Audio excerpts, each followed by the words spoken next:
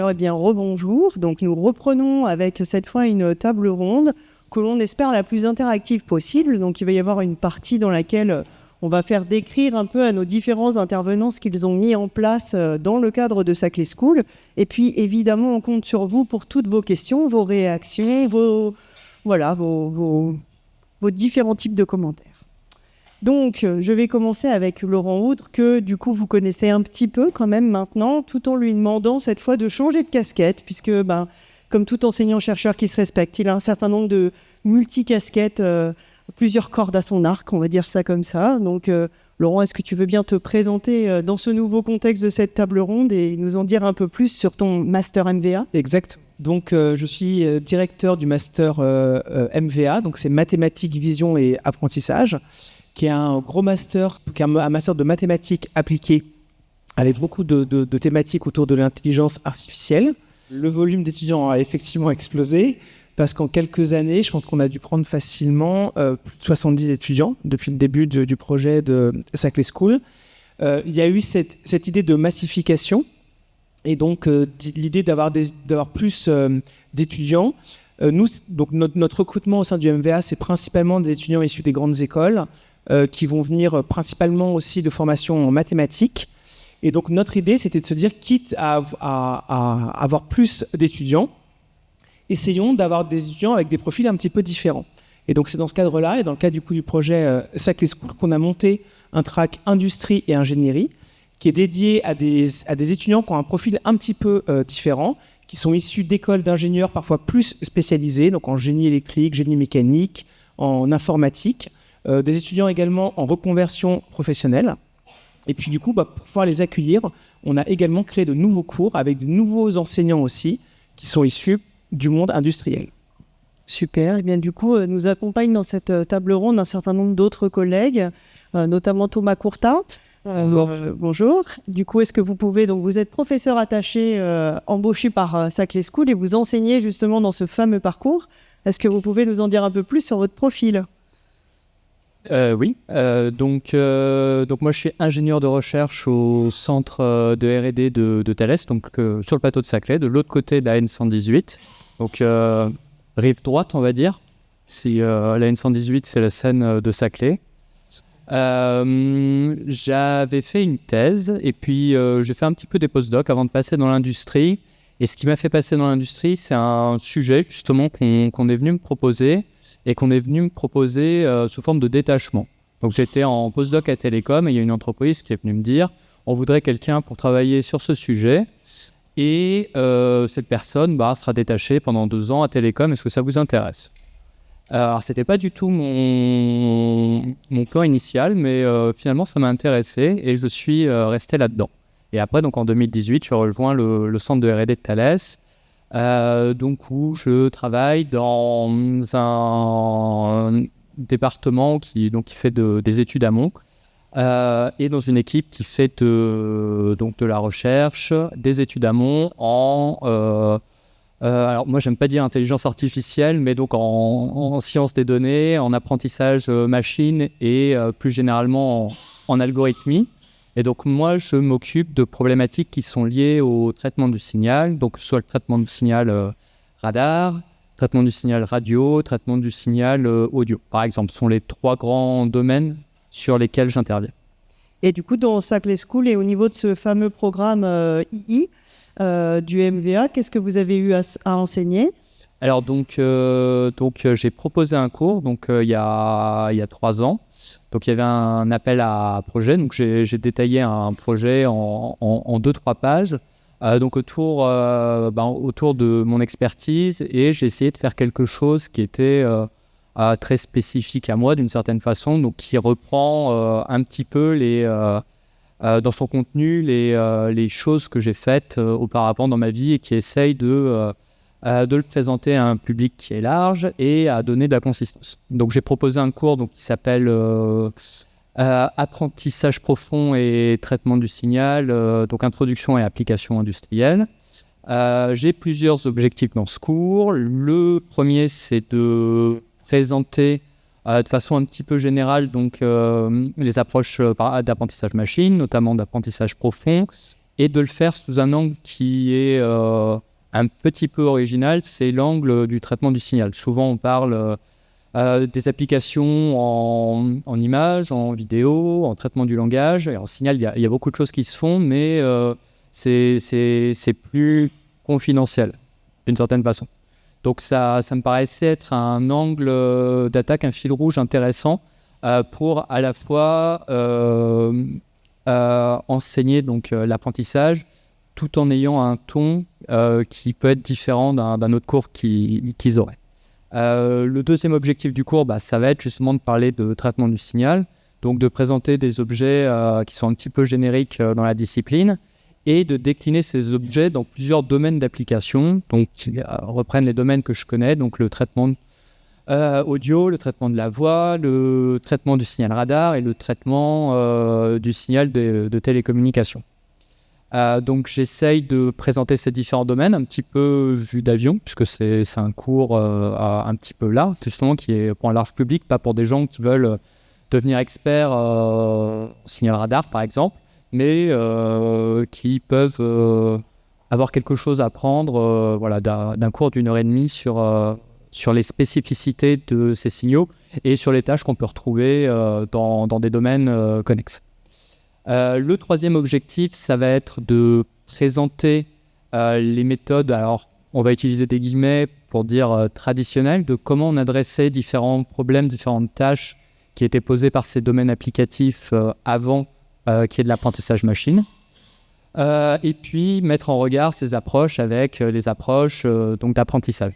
L'objectif de cette comparaison, il est multiple, j'allais dire double, mais il y aura peut-être 3 facettes, donc c'est un petit peu improvisé. Le premier, c'est déjà toujours de se donner la possibilité de comparer un algorithme d'apprentissage à un algorithme de référence, en termes de performance, mais aussi en termes de complexité. Il y a aussi un objectif d'explicabilité. Je trouve que souvent, moi dans mon parcours, je suis venu donc des méthodes traditionnelles et je me suis un petit peu formé sur le tas à l'apprentissage machine. Et il y a pas mal de choses où je me suis dit, mais ça en fait, c'est tel algorithme qui est connu depuis très longtemps, qui a été un petit peu remis au goût du jour. On a débrayé quelques paramètres pour pouvoir introduire de la capacité d'expression. Et donc, un objectif du cours, c'est de faire le lien entre ces algorithmes et ce qu'on retrouve dans un peu le squelette des modèles qu'on règle à partir de méthodes d'apprentissage. Et voilà, et donc de réfléchir sur ce que le présent doit au passé, d'une certaine façon.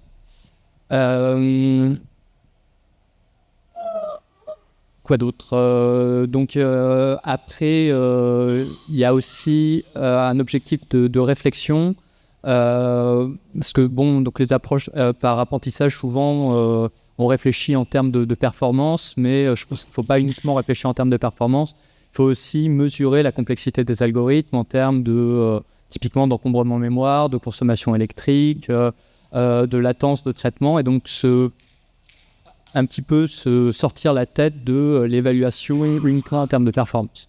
Donc il y a cette approche-là, et notamment aussi des considérations autour de la réduction de la complexité de ces approches qui peuvent être très énergivores, ou sur des approches donc qui peuvent utiliser relativement peu de données par rapport à ce qui est nécessaire en général. Parce qu'une des caractéristiques des applications industrielles, c'est qu'on a rarement des bases de données propres disponibles sur Kaggle directement. Voilà, et puis après, il y a un objectif de mise en application. Donc avec, j'ai 3-4 TP, à chaque fois on voit un domaine, donc je vous ai expliqué le signal radar, c'est ça. Bon, maintenant vous avez des données qui sont des données de situation radar simulée, étudier les spécificités de ces données par rapport à d'autres données, puis essayer de résoudre le problème déjà avec une baseline algorithmique, et puis après en essayant de caler un modèle à partir de données d'apprentissage. Donc on pareil en radio cognitive et puis en audio.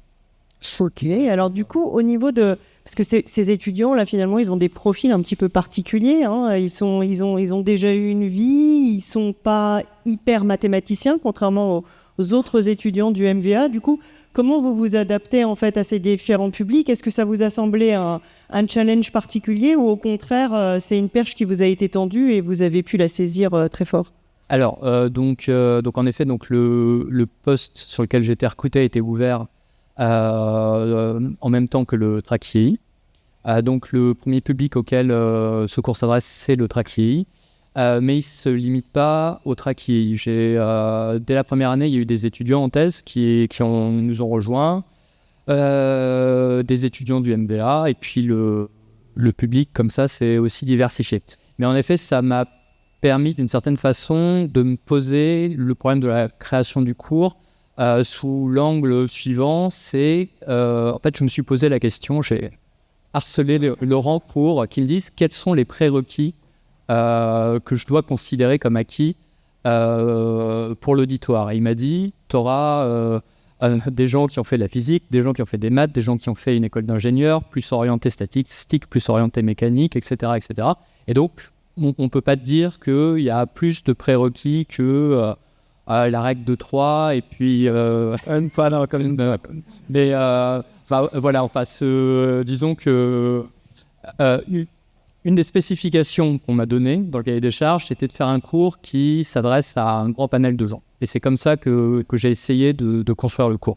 C'est à la fois faire quelque chose qui est accessible à quelqu'un qui n'a pas de base en machine learning ou en traitement du signal, mais qui en même temps ne serait pas trop rébarbatif pour quelqu'un qui arrive et qui a déjà des bases. Parce qu'en effet, même dans le parcours IEI, en fait, il y a pas mal de gens qui en fait ont fait une année de césure avant et donc qui ont déjà aussi un peu appris par l'expérience à manipuler donc des réseaux de neurones et des données.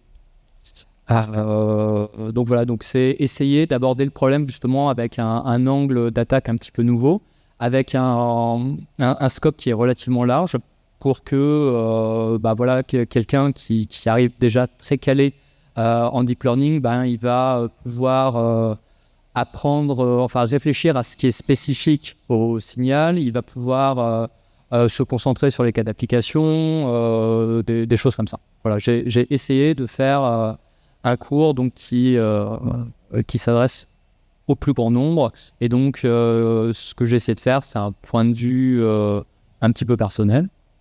C'est un peu de maths, mais pas trop, un peu d'informatique et une présentation culturelle des différents domaines sans rentrer dans une présentation experte des différents cas d'usage que je présente.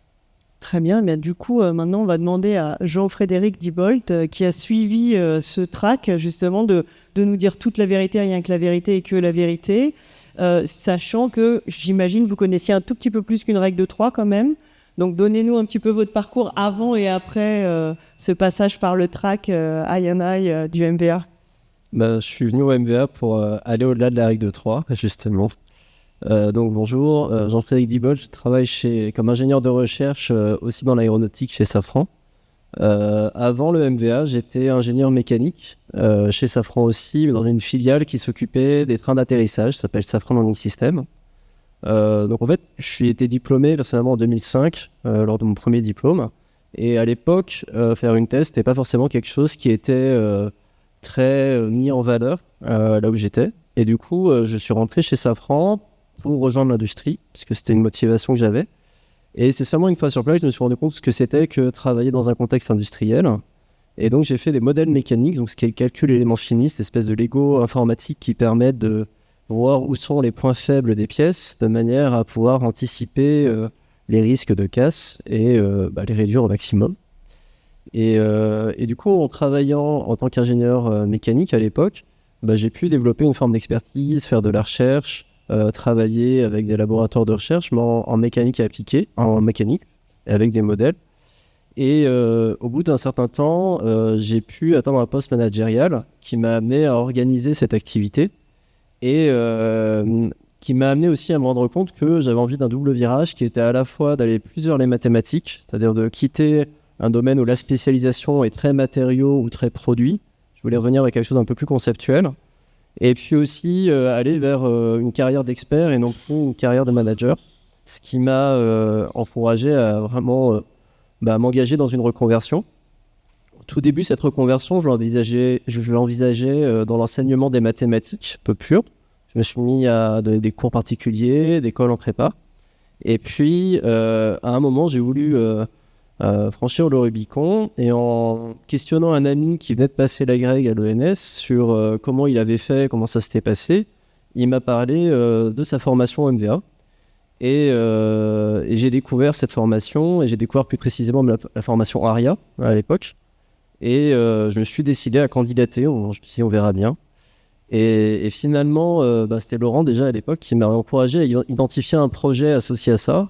Et ça m'a tout de suite parlé parce que l'idée, c'était de rendre, avec des outils mathématiques, une certaine compréhension de phénomènes physiques et de visualiser ça comme un projet de recherche.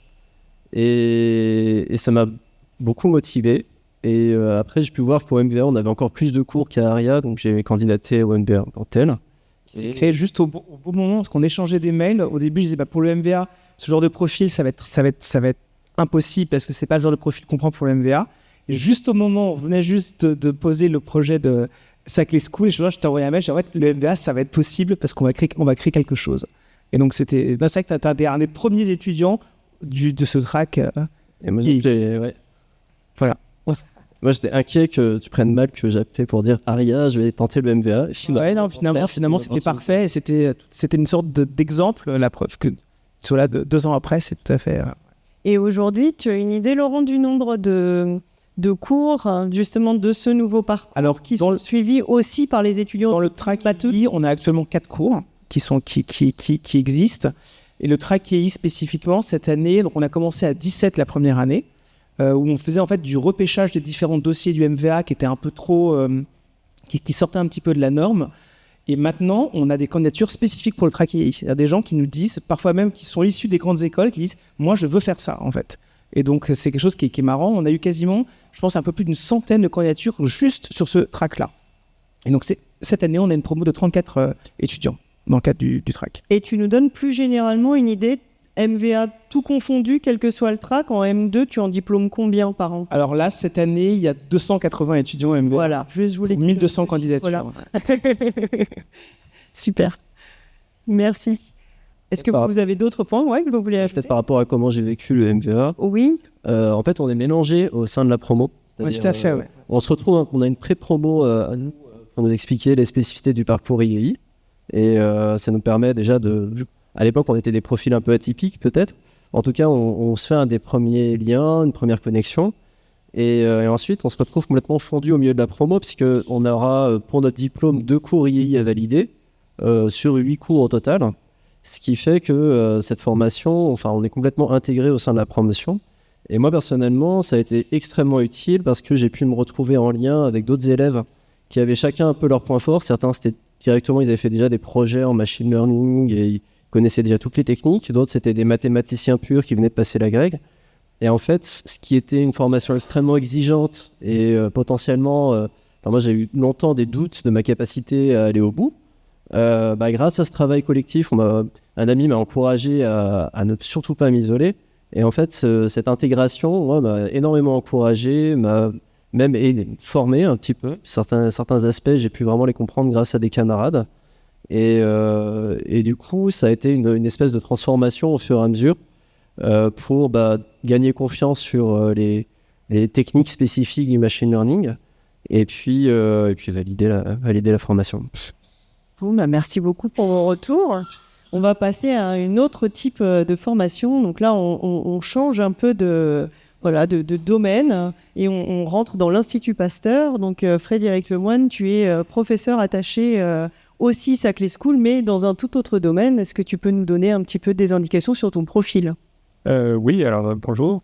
Donc, je suis effectivement Frédéric Lemoine, je suis ingénieur de recherche bioinformaticien à l'Institut Pasteur. Donc, bioinformaticien à l'Institut Pasteur. Dans mon travail quotidien, j'analyse des grandes quantités de données qui sont liées principalement au virus. Alors, je travaille dans un centre qui s'appelle Centre national de référence des virus respiratoires. Donc, on reçoit tous les échantillons de SARS-CoV-2, grippe, etc. Et donc, il y a une problématique d'analyse de grosses quantités de données qui se pose. et notamment de savoir comment ces virus évoluent, de pouvoir monitorer l'épidémie en utilisant ces données de séquençage. Donc, de manière un peu transversale à cette thématique scientifique, qui est, on va dire, mon expertise de base, ça pose beaucoup de problèmes de reproductibilité. Alors, la reproductibilité, c'est de manière, on va dire, ça touche beaucoup de domaines différents. Moi, je m'intéresse principalement à la reproductibilité computationnelle, donc tous les outils informatiques qu'on va utiliser. Est-ce que les résultats qu'on obtient sont bien reproductibles ? Donc, il y a une prise de conscience depuis un certain nombre d'années de pas mal de problèmes autour de la reproductibilité, d'un certain nombre d'analyses scientifiques. Et donc, c'est dans ce cadre-là que en tant que professeur attaché, je m'occupe d'un module, donc un module qui s'appelle hackathon reproductible ou repro hackathon. Et donc ici, l'objectif principal, c'est de sensibiliser les étudiants à ces problèmes de reproductibilité et à leur donner des billes pour essayer, pour développer des analyses. Alors, notre domaine d'application dans l'UE, c'est principalement bioinformatique, mais bon, ça peut s'appliquer à d'autres domaines. Et voilà, leur donner des billes pour pouvoir savoir comment est-ce qu'on fait une grosse analyse de données de manière reproductible. Et alors, ces étudiants, ils viennent de quel genre de formation, ils ont quel genre de background ? Alors, c'est des étudiants qui peuvent avoir un background assez divers, on va dire. On va avoir principalement moitié des étudiants qui proviennent du master bioinformatique à EBIT2B et la moitié qui provient de l'agro. Donc déjà, il y a des backgrounds un peu différents de ce point de vue-là. Et puis même dans le master bioinformatique, on va avoir des étudiants qui vont avoir plutôt un profil maths, info, et des étudiants plutôt un profil bio. Donc c'est ce qui fait un peu la force aussi du module, c'est que le module en tant que tel, enfin le projet qu'on leur propose est très pluridisciplinaire. On va avoir dans ces analyses qu'on leur propose, alors oui, j'ai pas parlé du fond du module, mais je peux le faire maintenant si. Donc en gros, dans ce module, on va leur proposer, donc il y a une partie théorique, donc on va leur proposer on va leur présenter les concepts qu'ils ont à manipuler, et ensuite une partie très pratique qui va durer 2 à 3 mois, dans laquelle l'objectif va être pour eux de reproduire les résultats d'un article scientifique qu'on leur donne. Donc ça peut être une figure, 2 figures à reproduire sur un papier. Alors voilà, donc ce papier, globalement, c'est une étude bioinformatique. Et donc c'est très pluridisciplinaire parce qu'il va se poser des problèmes bio, savoir de quoi on parle dans ce papier-là, quels sont les concepts biologiques qu'on manipule derrière. Il y a des problèmes de statistiques, d'analyse de grosses quantités de données.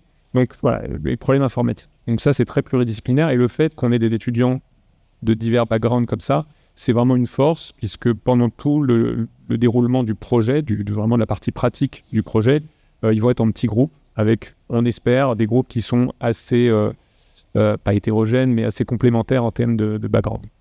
Voilà. Super. Est-ce que tu vois d'autres points que tu voudrais ajouter ? Non, je crois que c'était vraiment l'aspect reproductibilité, l'aspect très pratique de la formation. Et voilà, généralement, les étudiants sont très motivés, très moteurs. Et aussi, la petite anecdote, c'est que la première fois qu'on a commencé à penser à ce genre d'enseignement, c'était pendant le Covid. Et donc, la première promotion avait fait son projet, je crois que c'était le confinement, donc un des confinements. Donc, on avait dû faire tout ça en visio. Et finalement, ce n'étaient pas les moins motivés. Ils avaient consacré beaucoup de temps à ce projet et avaient fait quelque chose de très, très intéressant. Ça, super, merci. Et donc, là, jusqu'à maintenant, on était côté master, donc vraiment des étudiants qui sont déjà des grands. Et maintenant, on va redescendre au contraire côté licence et même carrément L1. Donc, avec Thomas Deneux, qui est dans la start-up Learning Robots et qui va nous en dire un peu plus à la fois sur son entreprise et puis sur le cours, bien sûr, qu'il a pu monter en L1 dans le cadre de Saclay School. Merci Sarah. Donc, effectivement, je suis Thomas Deneux. J'ai fondé la société Learning Robots, donc qui a développé une solution pédagogique pour enseigner l'intelligence artificielle. Et pour donner un petit peu de background, moi-même j'ai une thèse en IA, mais j'ai fait des postdoctorats en neurobiologie. Et donc, je suis particulièrement intéressé par les comparaisons entre intelligence, disons, biologique et artificielle, et par le fait de... Et j'ai aussi un goût personnel pour la visualisation et le fait quand on comprend un résultat mathématique, de le comprendre de manière tangible. Et c'est ça qui m'a amené à faire dans un premier temps, sans idée vers le pédagogique très précise, mais de mettre en place des IA sur des petits robots apprenants. J'avais plutôt des idées de recherche, puisque je suis aussi ingénieur de recherche à Neuropsy, donc l'Institut des neurosciences Paris-Saclay. Donc de comparer finalement l'apprentissage d'une souris avec celle d'un robot. Et en fait, de fil en aiguille, au fur et à mesure que le robot s'est muni d'interfaces graphiques sur le PC attenant, eh bien, c'est devenu un outil vraiment pédagogique pour montrer ce qu'il y a à l'intérieur, ouvrir la boîte noire de l'intelligence artificielle. Et donc, vous voyez les deux aspects. Là, j'ai préparé une slide. Donc, à l'écran, à la fois des petits robots et puis des visualisations à l'écran. Et ce kit, on l'a commercialisé dans un premier temps. Donc, j'ai créé une société pour le commercialiser parce que, notamment dans le secondaire, parce que j'avais noué un certain nombre de contacts et il y avait un intérêt pour une initiation à l'IA dans le secondaire. Et donc, j'ai eu la chance de pouvoir présenter ce projet à Data IA et d'être soutenu ensuite par Saclay School avec la création d'un cours et qui nous a permis vraiment de déployer ce kit vraiment dans toute sa richesse parce que il y a aussi des capacités de visualisation assez avancées qui bien sûr ne sont pas abordées quand on reste au niveau lycée. Et donc on a monté un cours de 12 séances de 2 heures au niveau L1, donc des étudiants qui sortent du bac. C'était très très clair que le cours devait être sans aucun prérequis. Donc, pas de prérequis spécialement en mathématiques ni en programmation. Et pourtant, l'objectif du cours, ça va être pas juste de survoler les grandes idées de l'IA, mais justement d'intéresser au fonctionnement des algorithmes. Et avec une connaissance fine, vous voyez là un affichage en bas à droite d'un réseau de neurones, vraiment de voir comment cette magie de l'IA qui apprend, en fait, ce sont des connexions qui se forment entre des entrées, des sorties. Et tout ça, ça peut s'éclairer de manière intuitive. Et donc, au cours des 12 séances, la première séance, ça va être la séance vraiment ludique par excellence. On va organiser des courses de robots autonomes. Vous voyez, les robots sont mis dans un circuit et on les entraîne avec de l'apprentissage supervisé. Donc, c'est-à-dire que dans un premier temps, les étudiants pilotent via l'ordinateur les robots. Il y a une base de données de pilotage qui est créée, donc c'est-à-dire associée à l'image que le robot voit, l'action à réaliser. Et ensuite, on appuie sur la touche autonome et les robots généralisent à partir de ce qu'ils ont appris. Et on voit très bien la différence entre les robots qui vont faire des tours de piste parfaits et même savoir se dégager des ornières. Et puis nous, on a introduit notre propre nomenclature. On parle de biais explicites pour les erreurs qui sont déjà présentes dans la base de données et les biais implicites pour les erreurs de généralisation parce qu'on n'a pas pensé à mettre son robot devant un mur et à lui montrer ce qu'il doit faire quand il est devant un mur, qu'il doit se tourner, etc. Et donc en fait, ça on a une séance d'initiation qu'on déploie de l'école primaire à l'entreprise avec notre course de robots qui plaît beaucoup.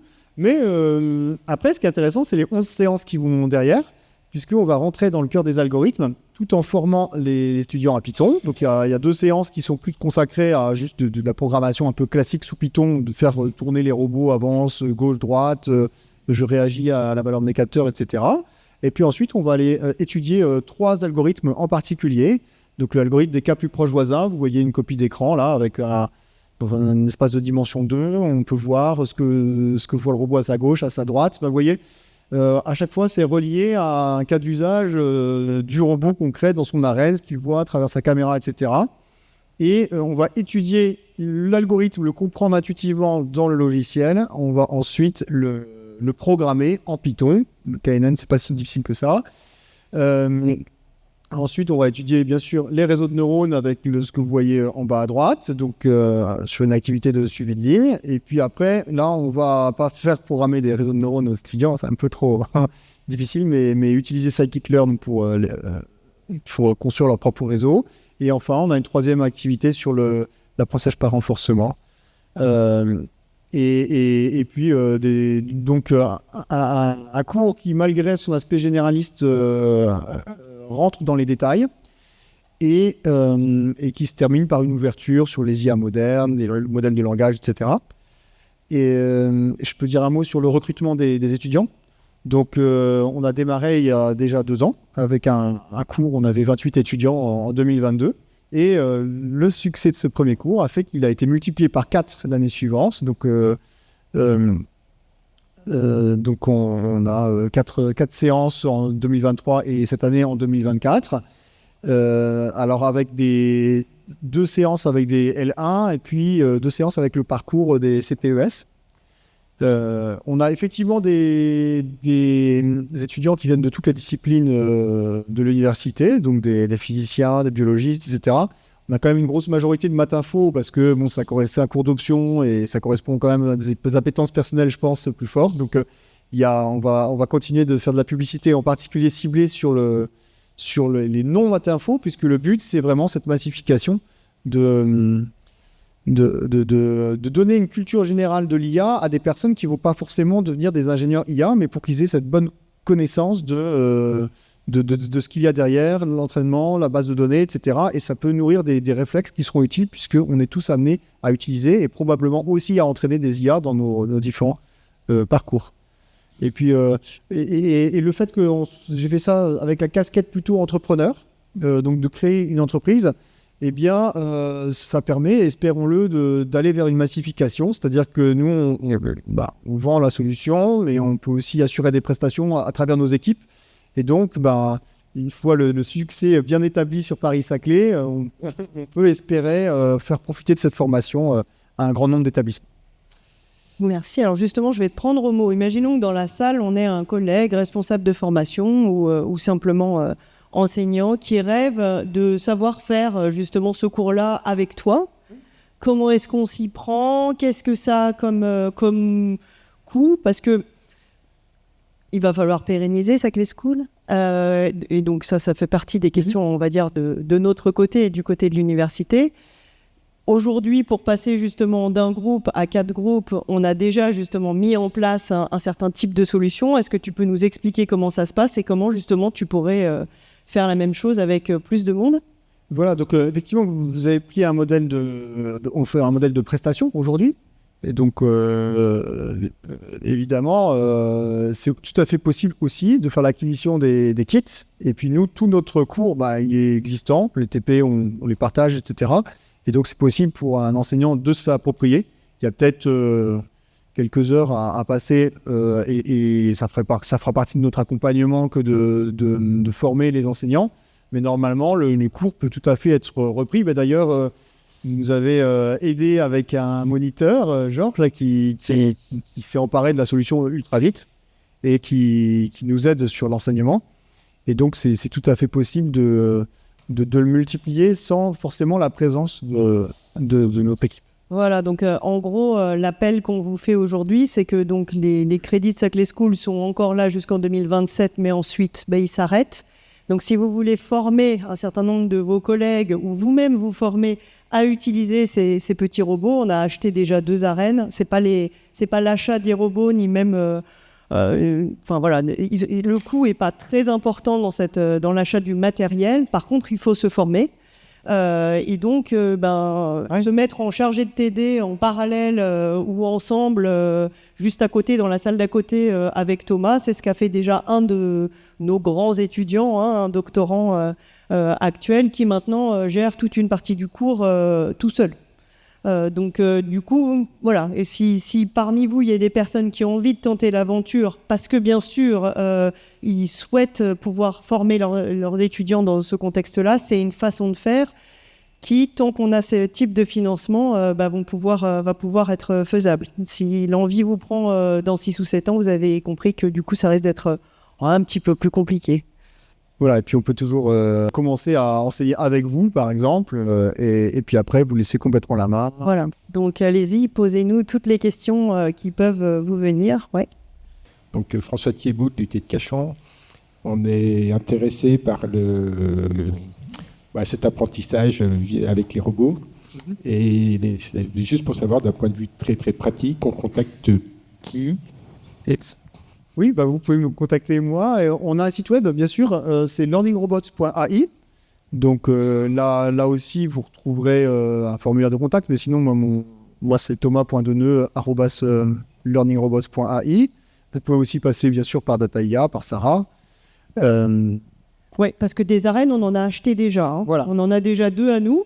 On peut tout à fait faire le choix d'en acheter d'autres. On a déclaré à l'ANR le fait que justement, on avait un partenaire privilégié qui était Learning Robots. Donc le budget, s'il y a un besoin d'acheter des arènes et un peu de s'engager quand même dans le temps à maintenir le cours quelques années, on va dire sur la prochaine habilitation, on est hyper partant pour que ça se développe.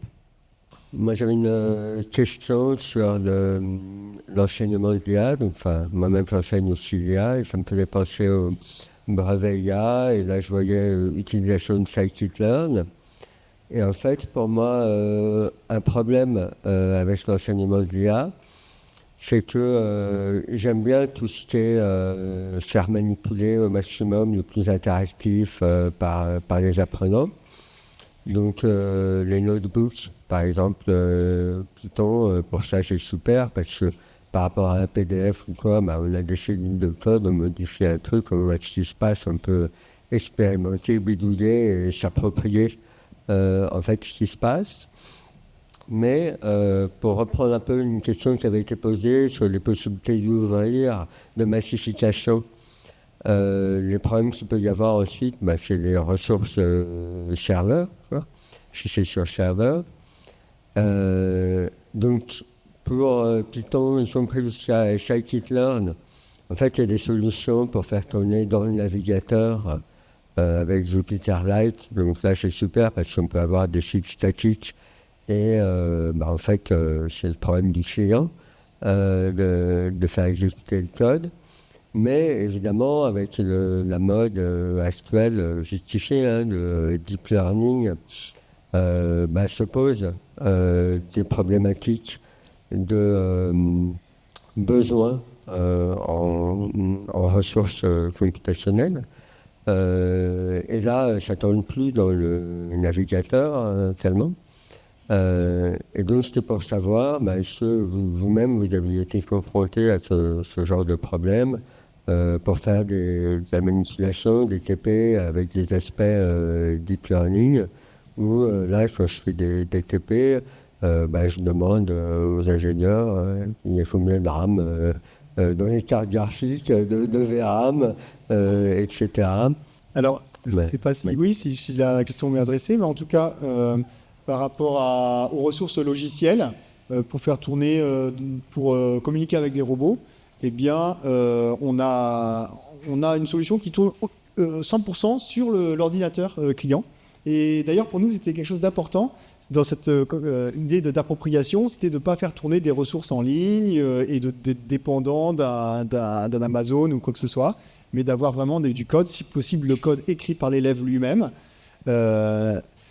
Après, il n'empêche que pour faire tourner des plus gros réseaux, là on est en train de réfléchir à ajouter dans notre cours des modèles de langage, etc. On est obligé à un moment donné de passer par quand même des modèles state of the art, et donc d'avoir également des modèles qui tourneront sur le cloud, mais de préserver quand même les deux aspects, le code que j'écris moi-même, et à côté le code où je fais appel à des ressources plus conséquentes.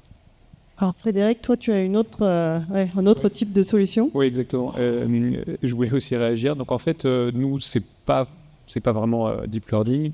En revanche, on fait quand même des grosses analyses de données. On analyse une grosse masse de données. Et donc nous, on a accès à un cloud institutionnel qui est géré par l'Institut français de bioinformatique. Vu qu'on a une visée bioinformatique applicative.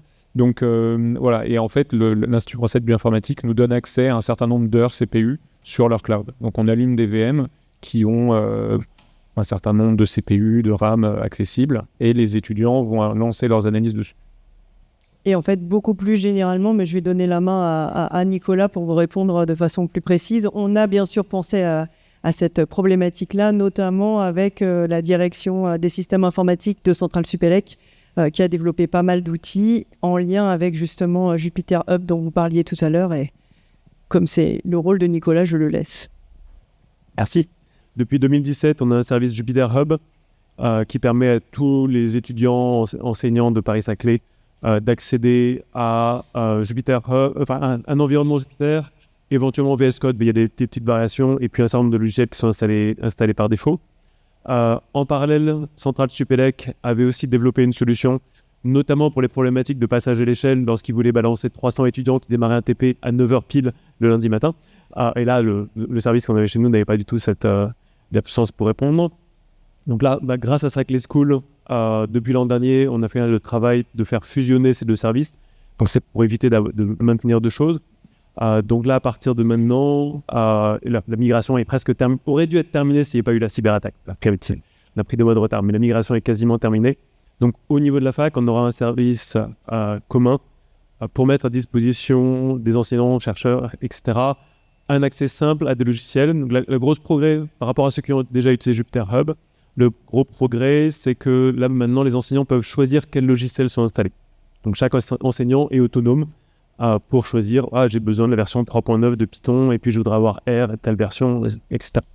Ça reste pour des usages légers.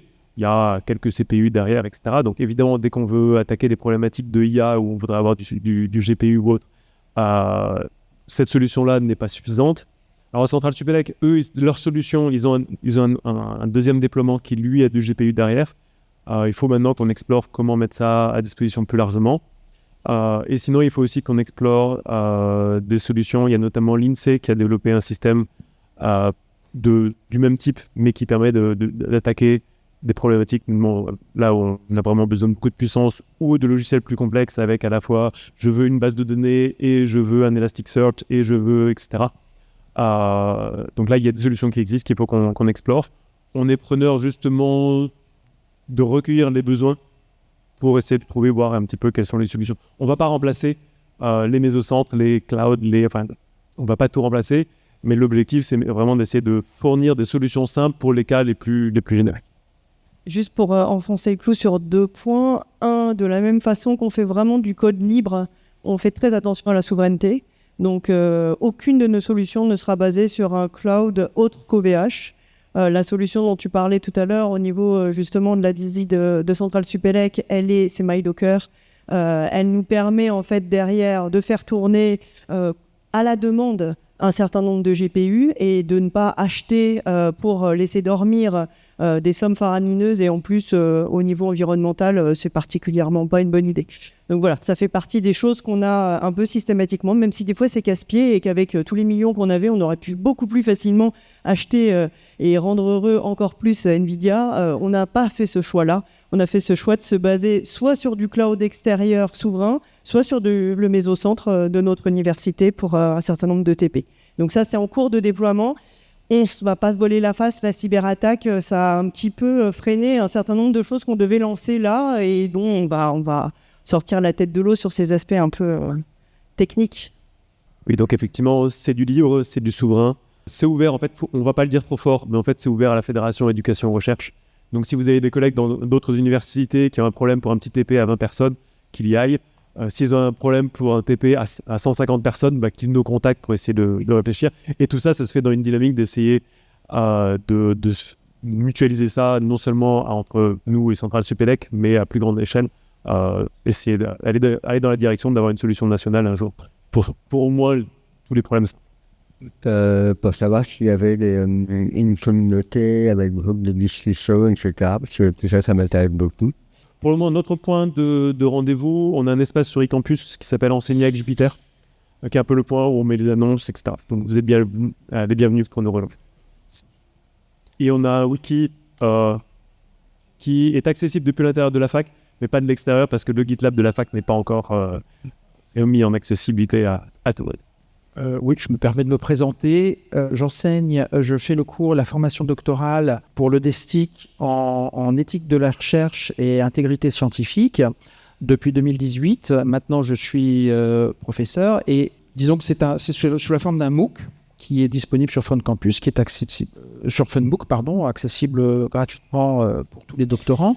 Et cette formation a pris petit à petit de l'ampleur depuis 2018, chaque année, quand on l'a ouverte, eh bien aujourd'hui, elle est en anglais. Donc du coup, il y a à peu près 1000 doctorants ou chercheurs qui suivent cette formation chaque année, grâce au soutien effectivement de la Saclay School. Et je pense qu'elle a une vocation à pouvoir s'étendre. Et dans un certain sens, la grosse difficulté qu'il y avait à faire un cours d'enseignement de l'éthique du numérique à des doctorants, c'est qu'ils sont partout répartis dans des laboratoires et le MOOC, ça s'avérait le vecteur intéressant pour le faire, tout simplement, qu'il y ait un endroit où ils se réunissent. Comme le sujet m'intéresse pas mal et que ça fait quand même 30 ans que je traîne mettre guette sur le plateau, donc je connais un petit peu. J'ai au cours des années précédentes, je dirais, descendu d'un cran et maintenant il est le même type de cours est enseigné dans un autre cadre, à savoir le master Data Science et le master IoT de l'université, où là il y a un autre effectif, c'est une autre dimension.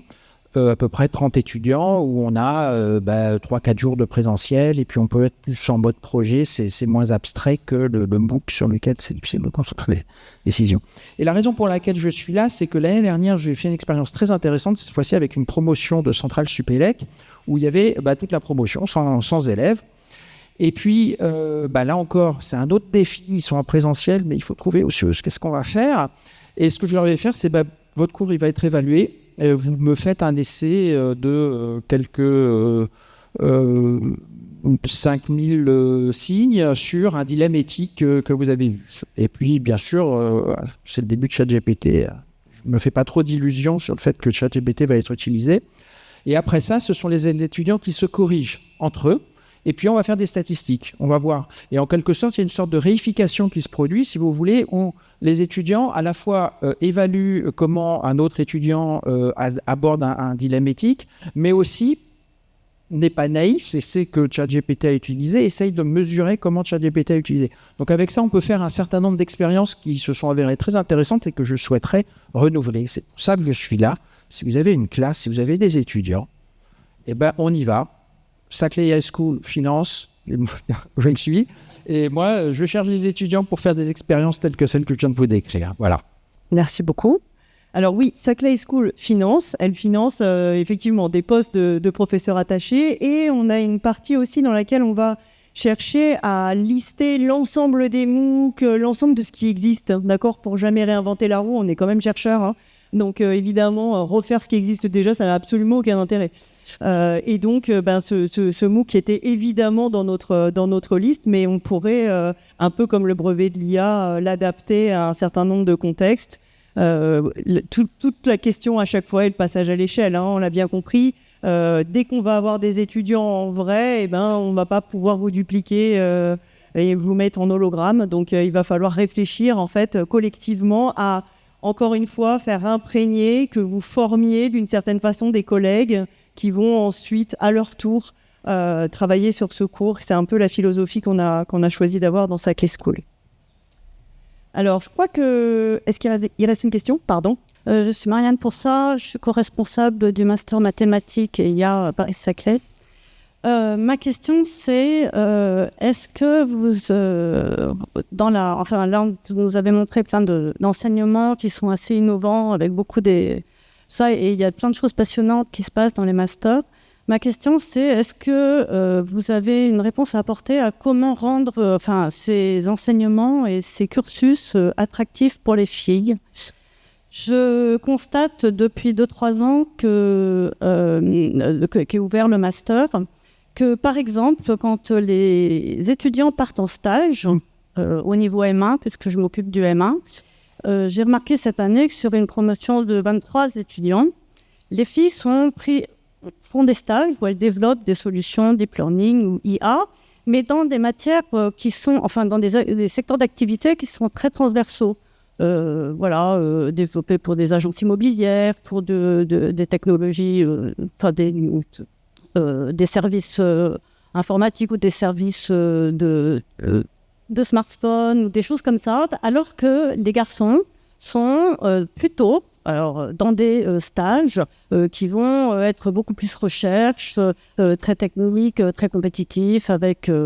Alors je me suis demandé si dans les enseignements, quand on développe par exemple beaucoup de choses qui sont fondées sur des compétitions ou sur des thématiques qui sont peut-être culturellement un peu plus, est-ce que on assiste un petit peu à un manque de recrutement au niveau des filles qui est plutôt en décroissance ?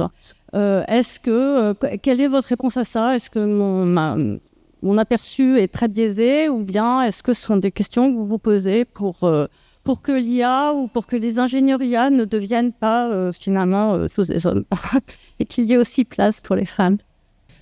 Du coup, moi, je peux parler un petit peu du MVA.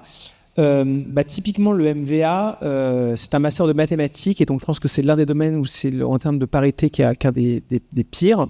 Et justement, le track IEI, il y a plus de filles, enfin le pourcentage de filles est plus important dans le track IEI que dans le MVA, on va dire classique, justement parce qu'on allait regarder des profils un petit peu plus diversifiés aussi, et on a moins cette espèce d'effet des mathématiques où effectivement les filières de mathématiques, non seulement il n'y a pas beaucoup de filles, mais je crois qu'il y en a même de moins en moins. Donc c'est même un vrai problème. Que dire face à ça? Donc effectivement, nous sur les 4 professeurs qui ont été attachés, il y a une chercheuse, mais je pense qu'on est extrêmement sensible à ça aussi, même dans les créations de cours. Donc je sais qu'on se rend compte que parfois créer des cours où les personnes qui vont porter ça vont être des femmes, c'est aussi quelque chose qui aide aussi beaucoup à s'identifier.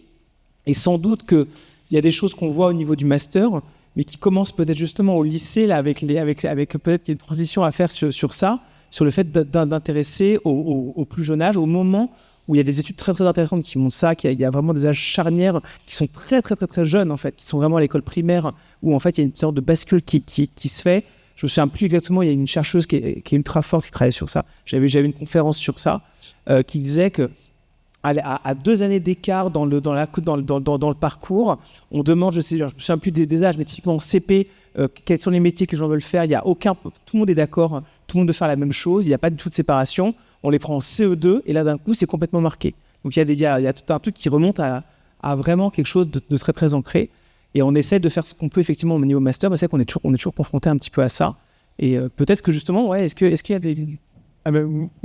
J'ai envie de réagir, de rebondir en disant ce qu'on fait au niveau de l'école élémentaire, justement, parce que j'encadre une doctorante qui, elle, a été institutrice pendant 15 ans et qui, après, a refait des études en sciences de l'éducation et qui va faire des ateliers d'initiation à l'IA avec nos petits robots. Et on étudie beaucoup l'apprentissage par renforcement parce que c'est celui qui se rapproche le plus des apprentissages humains, parce qu'il y a la notion d'exploration, d'essai et d'erreur. Et en fait, elle va se focaliser sur la notion d'essai et erreur et finalement aussi sur le domaine qu'on appelle la métacognition, c'est-à-dire apprendre à apprendre ou réfléchir à nos techniques d'apprentissage. Donc, elle fait un atelier qui est très riche parce que ça va parler d'IA, mais ça va aussi parler des apprentissages en général. Et bon, je réponds un peu, c'est pas forcément directement à la question, mais peut-être que le fait de ne pas envisager l'IA juste sous l'angle qui fait toujours un peu geek ou un petit peu très tourné vers les ordinateurs, etc. C'est quelque chose qui peut séduire plus les filles. Et vous me faites aussi réfléchir par rapport au cours de L1, de vraiment l'habiller plus, de profiter qu'on est un petit peu décalé pour essayer de gommer l'aspect geek et montrer plutôt les aspects applicatifs avec des cas d'usage dans différents domaines. Voilà, ça, c'est des idées, on met en commun nos idées, s'il vous plaît. Pour l'aspect paritaire, je pense pas qu'on soit parité dans le master, mais peut-être pas loin. Ouais.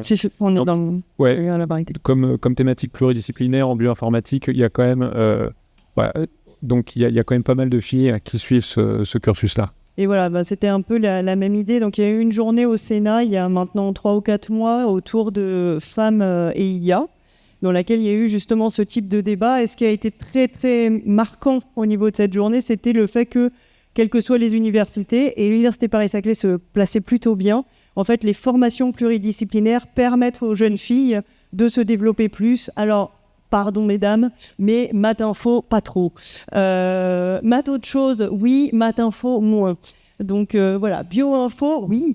N'est-ce pas Sandrine? J'imagine, tu confirmes? Voilà, donc... souvent, le pluridisciplinaire semble plus ouvert, on est moins enfermé dans une discipline et on va du coup pouvoir s'autoriser une mixité de profils, une ouverture de profils qui est plus forte. Et le système de double diplôme de licence de Paris-Saclay est quand même, a poussé justement ce genre de choses. On va le retrouver aussi projeté au niveau des masters. Et le fait que tu retrouves ça en II, je parierais bien que c'est quand même aussi lié au fait que tu as de la méca, tu as des profils qui sont plus larges que le cœur IA avec ce côté geek ou nerd selon les points de vue très collés.